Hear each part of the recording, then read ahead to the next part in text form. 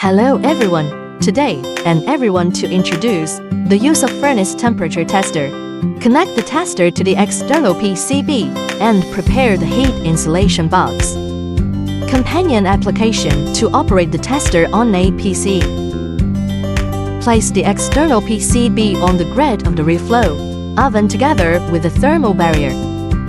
At the end of the reflow oven, after waiting for the PCB and the thermal barrier box to come out of the oven. At this time, the furnace thermometer has stopped reading data. Furnace temperature data already stored. Download the temperature data from the pyrometer to the computer. What is being displayed on the computer is the temperature profile.